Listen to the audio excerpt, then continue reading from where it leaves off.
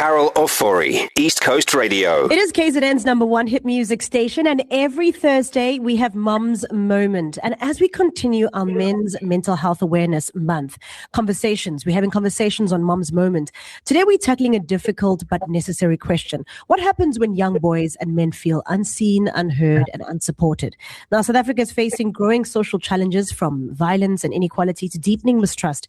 And some experts believe we are already living in the consequences of neglected emotional development. Now, I came across an article after the book by Dr Mzamo Masito dropped, and that book is called This Country Hates Our Men/Boys.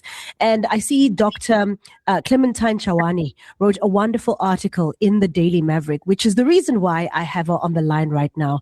Good morning, doctor. How are you? Hi, Carol. Hi, I'm good. Thank you so much.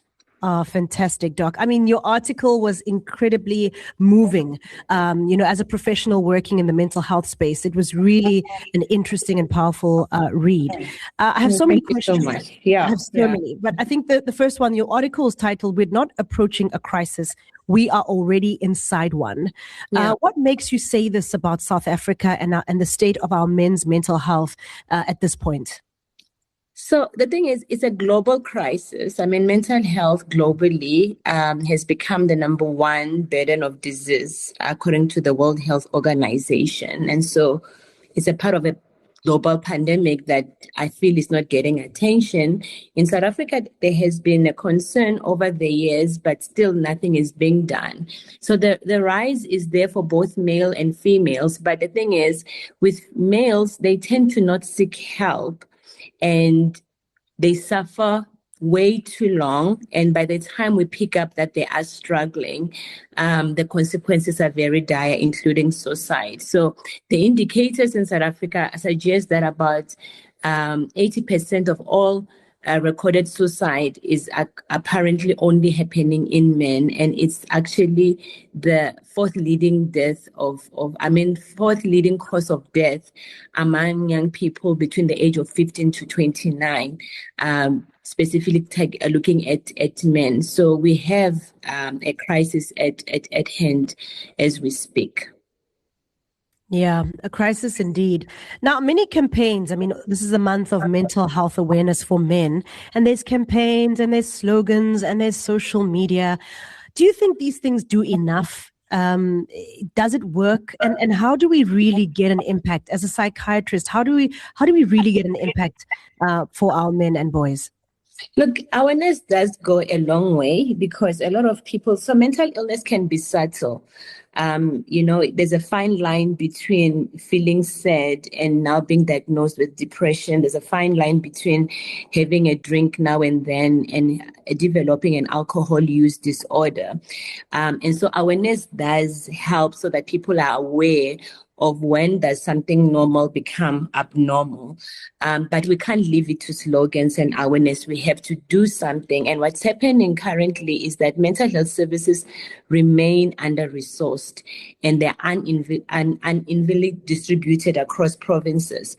So knowing that men are struggling but not provide solutions and places and centers where these people can go to get help, and if they do go get the help, they're told that they have to wait 6 months to be able to see a professional, it can be disheartening and discouraging. So awareness is great, but it's definitely not enough. A lot of things must be done, and it can't be done by just individuals. The government has to come in, families have to come in, communities have to come in, schools have to come in. So all of us have a vital role to play.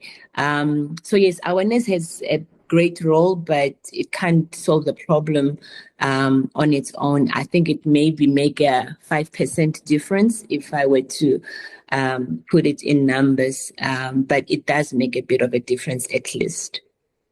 Right, it does. In your article, you argue that many boys are criticized more than they are understood. Yeah. What does that look like in everyday life, in our homes and schools and communities? Because I personally feel like there's a lot of pressure on men every day and not much support. Look, so in clinical practice, when I see teen boys versus teen girls will come in feeling sad, feeling anxious, and they have a vocab to express these emotions. But with the males, they tend to come in because they have behavioral problems. And so even the parents are frustrated with them. The school has expelled them because they don't seem to behave and they're not submitting the homework on time. They're just seen as naughty, annoying kids who are being sent to a psychiatrist to fix.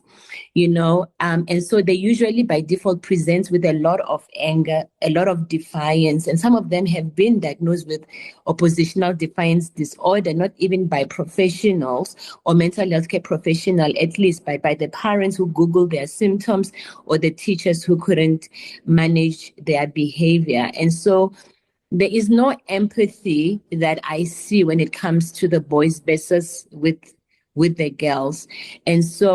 And I feel like in many homes, boys are told to not cry, to be strong, long before they learn how to name other emotions. And school often just punish behavioral problems without asking, but why are you like this? So if a child was suddenly was well and suddenly becomes unwell, they change their behavior, they drop their grades. You should, as a teacher, as a parent, that's saying, what changed in my child's life?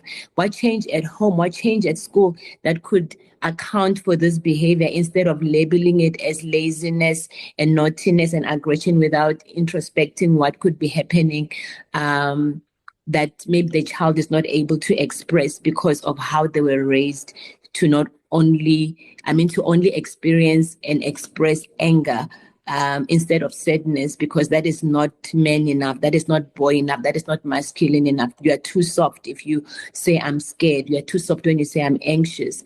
And so by default, they just come in being angry. And so most of the time when I see this children, I would ask them, why are you angry? Because I can see that you are angry. And sometimes they're able to tell you what is making them angry. Sometimes as a clinician, you will find the cause of why they are angry. And you would see that below the anger is fear, is suicidal ideation, is anxiety, is depression, is neglect, is, just feeling discouraged and just feeling overwhelmed by the world. And so they come across as angry. And if they're not angry at themselves, which is expressed somewhat in self-harming behavior, including suicide attempts, the anger is expressed towards everyone else. So they're always involved in fights. And most of the time when we speak to them, we can pick up where the problem is and are able to work things out and help them. And if it's a serious mental health disorder, including ADHD, boys with ADHD usually present with behavioral problems. We're able to sort that out because we were curious enough to ask what is really happening. But by default, society just label them as naughty and lazy and aggressive, and then that evokes a certain behavior and reaction from the parents and the caregivers alike. And then the child never gets help. And if they're lucky, they will end up seeing a mental health care provider. But most of them, they just end up being chased away from school, and they will turn into substances and a life of crimes because life has to still move on for them. Right. We zoned in quite extensively on teenage and young boys. Does this exhibit the same for adult men? Because I know for adult men, it's very difficult for them also to speak of challenges. And as you mentioned, the young boys don't have the wording and the articulation of, when they're feeling a certain way or just not themselves. Does it exhibit the same for adult men, the anger that you see, or is it different, or is it layered? No, so, the boys that are angry become men that are angry. And yes, maybe some men might be able to present it or decorate it differently. And so they might be able to go to work and be well composed, and then they go home and they lose their cool and become aggressive at home, and these things are being sheltered. So yes, the boy that has had anger issues for whatever reason that are not explored, they will become men that are angry. And also men that are angry, even when they come into us, when they are, so my question is that a man would come in because they were aggressive, they lost their temper, and they were involved in some violent or aggressive outburst, and they would come. For me, I always ask them, what is making you so sad, instead of what is making you so angry. And when you ask that question, most of them sometimes will break down and cry because they have been feeling depressed, and they didn't even know that actually that's what depression feels like. They just thought, I'm just always angry and everyone is just agitating me, and I just needed to calm something down. And so, yes, even men who are angry, who are depressed, usually presents with anger outburst and violence sometimes, and a lot of aggression. Right. And we're talking quite extensively about the anger and the violence and the aggression. And I guess what I'm trying to get out of this is, how do we as, females support our men, our brothers, our husbands, our fathers, our, friends? How do we support them in a way that they feel safe, in a way that they feel that they can be vulnerable with us? Or is this a space that we should encourage them to see psychiatrists like yourself?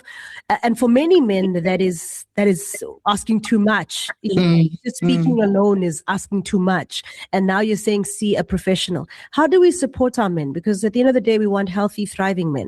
Yeah. That's a great question. And I must add that, not every sad person presents with aggression. Sometimes men are able to come in and say, I'm feeling depressed, I'm feeling overwhelmed, I'm feeling suicidal, I'm feeling hopeless.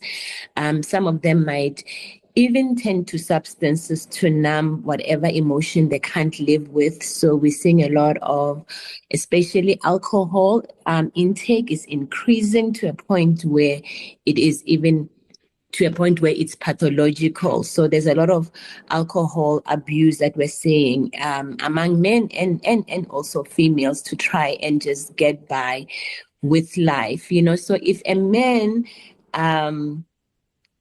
is vulnerable with you and tell you that they are feeling depressed, or you can see signs of depression, number one is to acknowledge it, and it's not to question it. I think the most common thing that people do is to ask, but why are you depressed? And it's like we're looking for a scientific reason to justify why someone is depressed.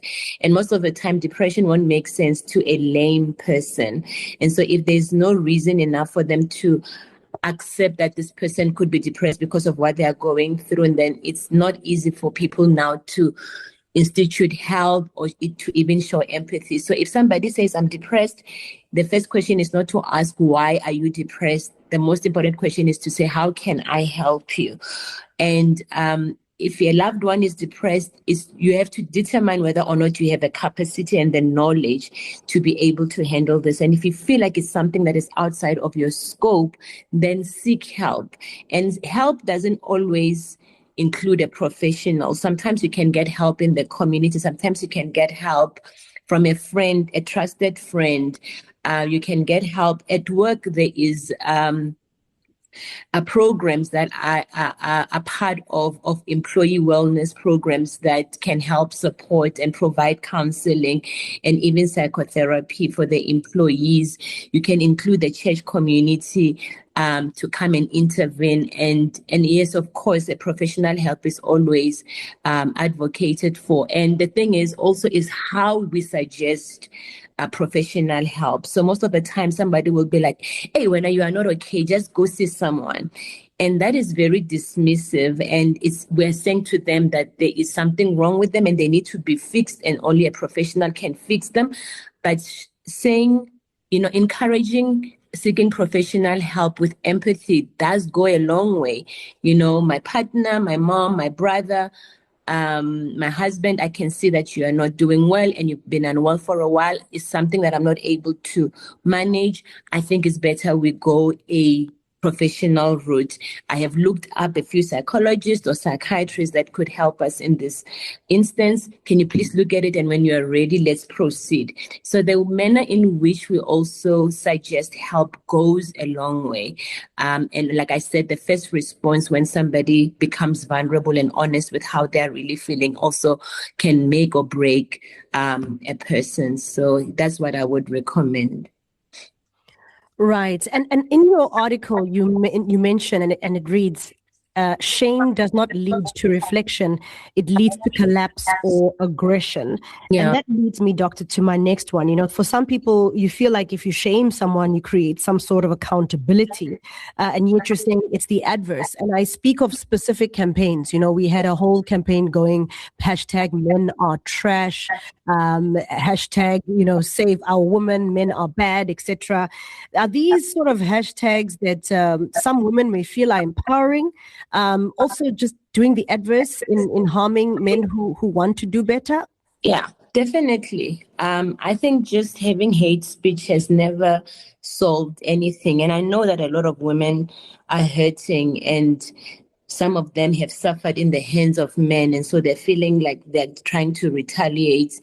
But it's just making the situation worse. And so by saying things like that, we're actually forcing a lot of men to cocoon and just not come out and say that I am struggling. I can see my own issues and I want to get help, because even if I get help, no one is going to appreciate that I am changing, you know. So some men are able to see that they are part of the dysfunction and they're willing to do something about it. But all these hashtags that are going around are making men feel more quiet. And, you know, like I'm saying, that they become angry at themselves now, and then they hate themselves. And some people might rejoice, but, you know, the same women who would say men are trash sometimes are mothers to boys that will grow up to be men, who, if they're not really looked after and taken care of, might turn out to be the same men that they resent as well. So I just feel like hate speech doesn't necessarily solve anything. If we don't have anything positive to say, maybe we should just keep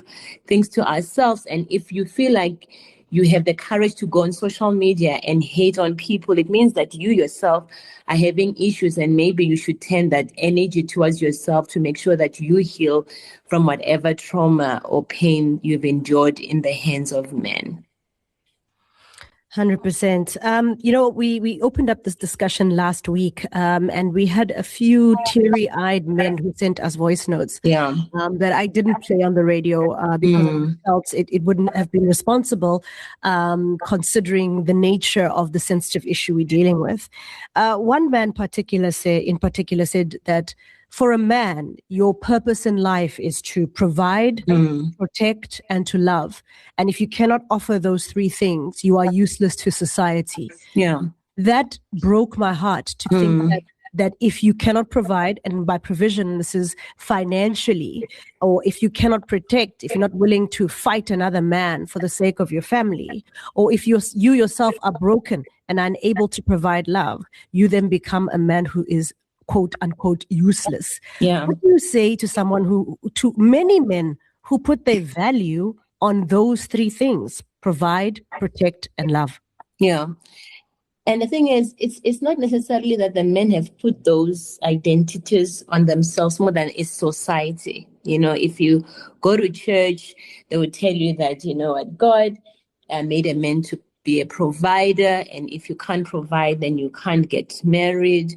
And we still say in daughter must, you know. And so that is the identity that most men identify with, is that my role as a man is to be a provider. And so when they lose their ability to provide, which is something that is happening now, because, you know, in a positive way, a lot of resources have been channeled towards women who were previously disadvantaged to sort of like be to be independent financially. But in a relationship, a dynamic. Now the woman becomes the new provider. And I feel like both genders are not prepared for this. Women still believe that men should provide, and so might resent a man who's now not providing and reliant on a woman. And men themselves who were told that they were providers might feel useless and intimidated and threatened by a woman who is now providing. And now they feel like, if the thing about men is that, if they identify like the men that you spoke about as I'm a provider, I'm a protector, and I need to love, if one responsibility falls off, it affects all the other identities as well. So a man who is not able to provide anymore now fails to protect and now fails to love. But if we separate it, I'm not able to provide, but I can still protect. I might still be able to love. Then that is where psychology come in. And we were trying to say that you can't put your identity into one thing because those things evolve and they change so much, and the change is way outside of our control most times. And so we need to also evolve with the time and say, well, I was able to provide then, I'm not able to provide now. But what is it that I can still do and not neglect all the responsibilities just because one responsibility has fallen off? So for a man who's struggling, I just want you to know that, yes, you might not be able to provide, but you can still protect your family, whatever that looks like. And you love your wife and love your children, even if you're not able to financially provide for them. And that is something that we're looking at in our podcast. Is men's mental health, and just for men to see themselves differently and to challenge the status quo, what culture and society has imposed on them when resources were allocated to them. But now resources are no longer allocated to them, and so they're most likely to be casualties of the affirmative action, which me as a woman, I celebrate and I appreciate, but I know that it can have a negative consequences on the male counterparts. But yeah, they are more than a paycheck. I want them to know that they're more than a paycheck, and they must just look inside and see what it is that I can still do to make me feel like I'm still a man of the house. Absolutely. Now, how much of what we're seeing today is linked to generational trauma, to poverty, to absent support systems, absent fathers? How much of that is the system and society, and how much of that is individual choices and accountability? So I would say 60-40, so the system is so broken that even if you want to help an individual, it might feel minute because you're going to send them to the same system that is faulty. So if a man is coming to see me as a psychiatrist because he's unemployed and is unable to provide for his family, and his kids are being kicked out of school, and the wife is now depressed, giving them an antidepressant and taking them to therapy and sending them back to the same system sometimes feels like it's a drop in the ocean. It's not making much of a difference. And so the system is broken, and it's generational.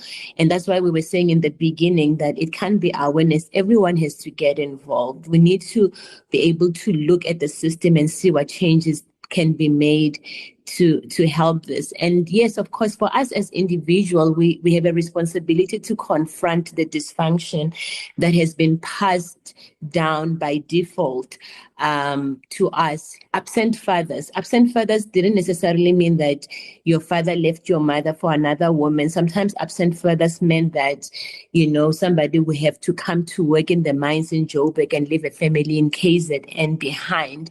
And so the family has learned to live without a father figure. And so later on, when opportunities to leave your family as a father comes, it's not such a difficult decision to make because it has been modeled, and that's what happens. And yet, scientifically, we can see that having absent fathers has a negative impact on a boy child or on the whole family system.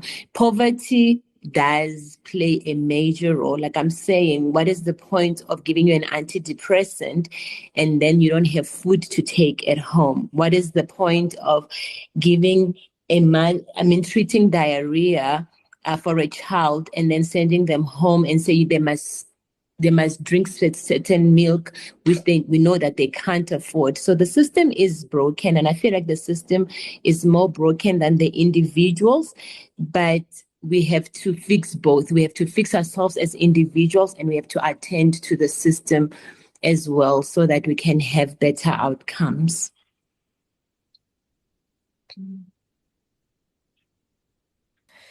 Thank you so much on that, Doc. And I think my next question would lead to you use the concept of identified patients, suggesting society labels boys as the problem instead of really examining the system around them, which you've touched on now. How do we unpack this for our listeners on a real understanding of this concept? Okay, so I think maybe let's not even make it too systematic. Let's just make it a family thing. So the identified patient concept is a family system theory, where we're saying that when a child comes to us as mental health care providers with a specific symptom or an illness, we don't just look at the child in isolation. We look at the child as part of the family system. And so we don't say this child has depression because of 1, 2, 3. We're saying that what is happening in the family that is causing the child to be the symptom of the broken system. So we look at the child as the symptom of a larger problem. And so we want to interrogate the family system as well, so that we don't just give medication to the child. We just don't do psychotherapy to the child. We're able to help the whole family. And most of the time, you'll find that parents will bring a child who is not doing well at school. And then when you interrogate the family system, you find that there is a lot of violence at home. The parents maybe are going through a messy divorce and there's no support for the children. And then when you sit down with the parents to say, yes, we can help the child with their anxiety, but you guys also need to sort out whatever dysfunction is happening at home, then parents get upset and they say, no, we don't have a problem, you fix the child. And so if we keep externalizing the problem to the identified patient and not interrogate the system, then nothing improves. The child will improve in a secured, safe environment. And as soon as they go back home to the dysfunction that caused them to be ill, then they will relapse and come back to hospital with the same symptoms.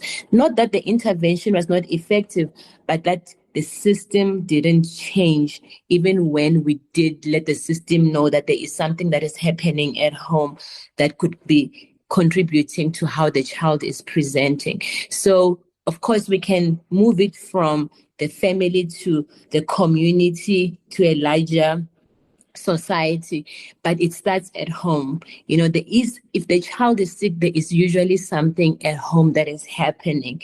And we're not saying this so that we can blame the parents or the caregivers, but we're saying this so that we can each look into ourselves and say, what changes do I need to make to be able to help the child or the identified patients to become better, to thrive, and to become a normal member of society. So I was saying that most of the time, we just name the child and we think if we fix that one problem, everything will be fine.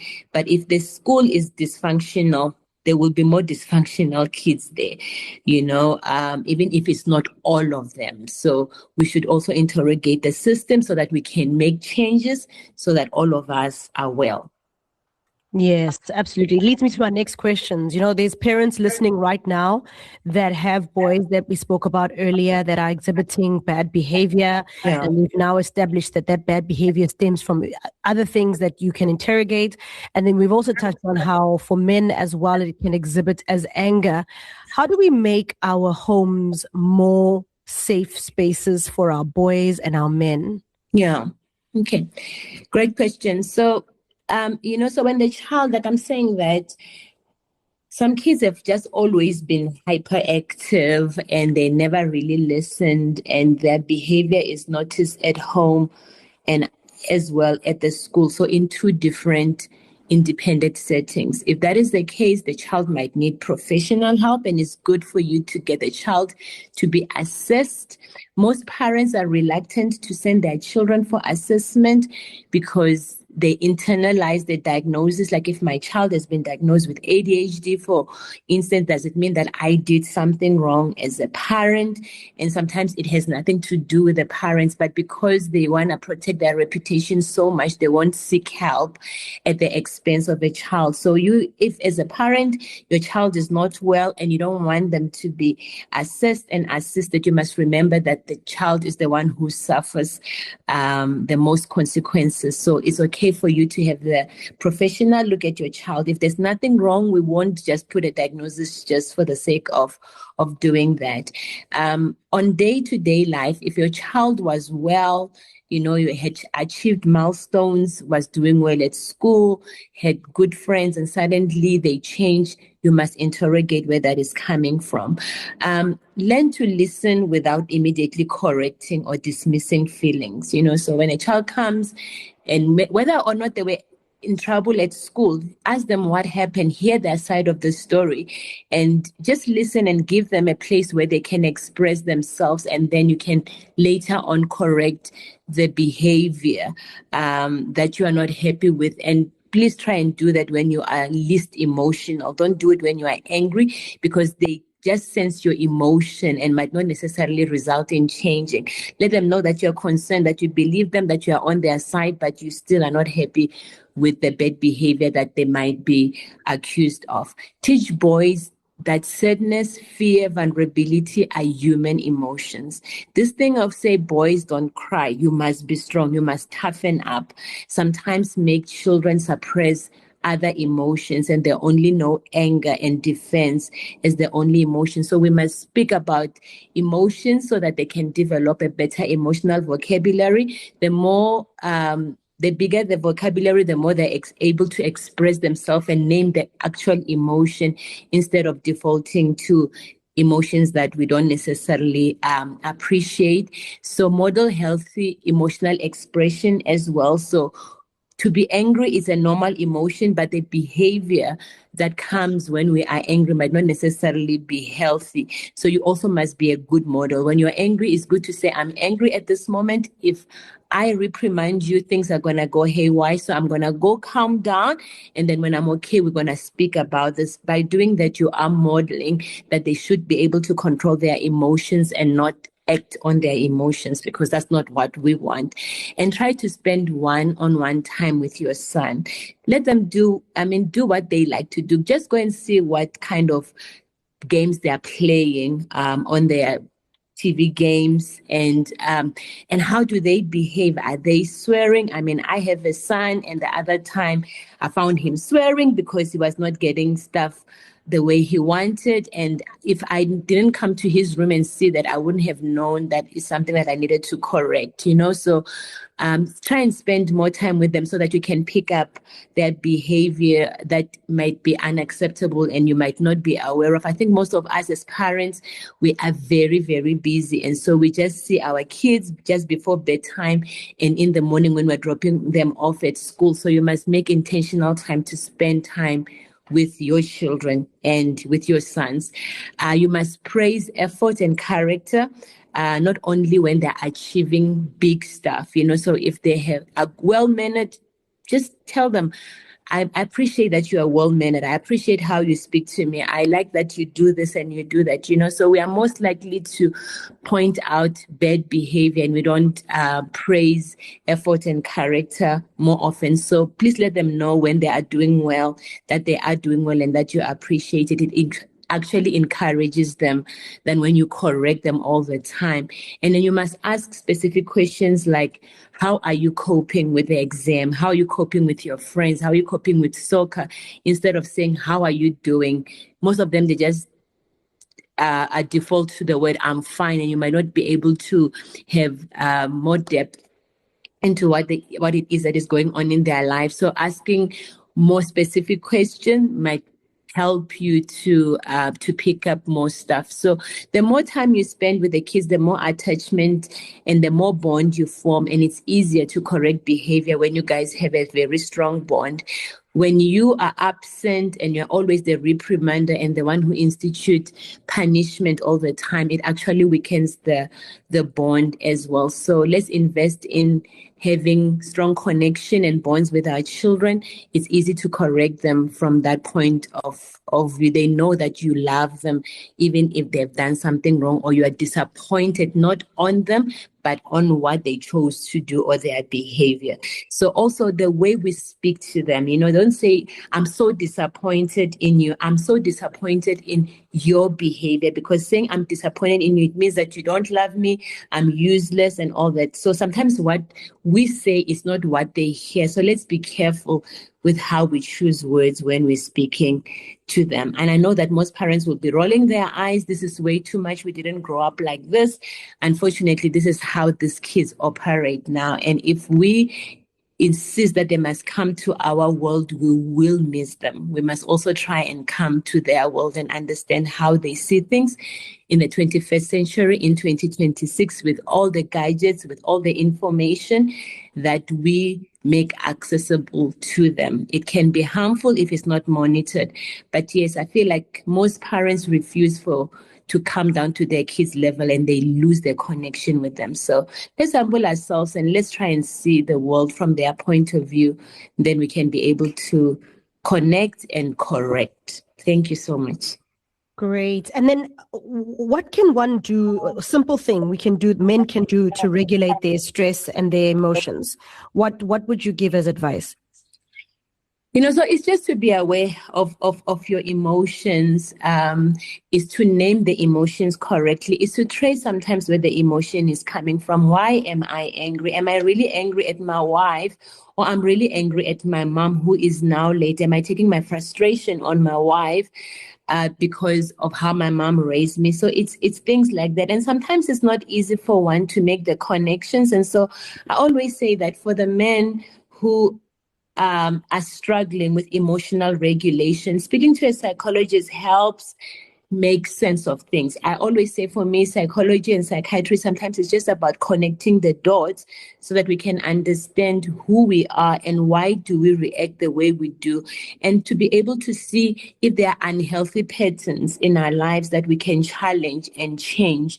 So seeking professional help just helps build your character so that you are not living in the past, you are living in the present. And so therapy is not to fix anyone more than it's to help you understand yourself much better. So yes, I am biased about it, but professional help does really help people understand themselves much better and hopefully are able to regulate their behavior and their emotions when they know better. And how can we make mental health conversations less soft and more practical for men? Because I think it's always seen as a soft conversation and not a practical one. Yeah, I feel like,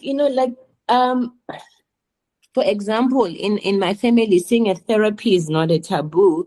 It's just something that it's normalized. So if we don't laugh at men who are seeing therapists and actually ask other men who are not seeing therapists, how are you coping without speaking to someone? And I'm saying, it doesn't have to be a therapist, but who are you talking to? Who's your soundboard? Who do you go to when life is hard and life is challenging and life is dark? Because every human being will experience that. It doesn't matter how resourceful you are. We all have dark days. And so who do you go to? Who do you speak to when things are tough? And that's what we should be checking on and encouraging it instead of laughing about it. I feel like also, the words we use, especially in vernac, if you're seeing a psychologist, we say we are shanya.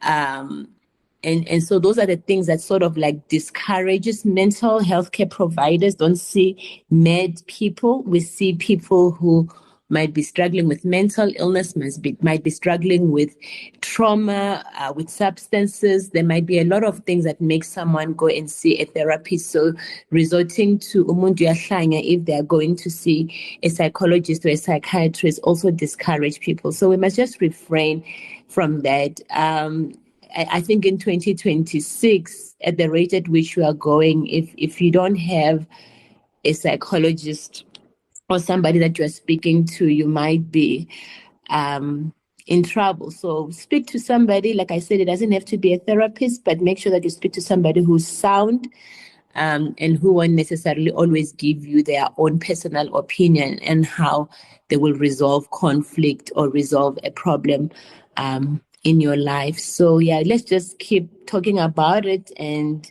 sensitize people so that we are not scared of seeing healthcare professionals. Correct. And lastly, what would you say to a man who's listening right now and thinking that mental health is a sign of weakness? What would you say to that?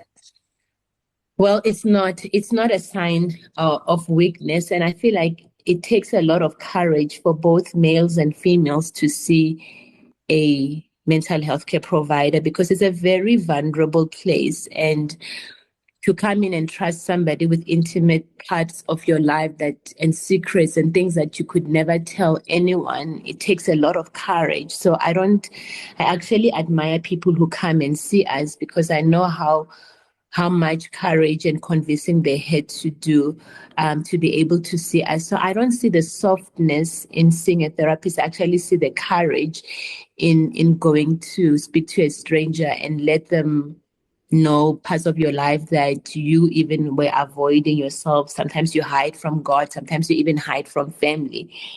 So it's mental illness or mental health is not a sign of softness.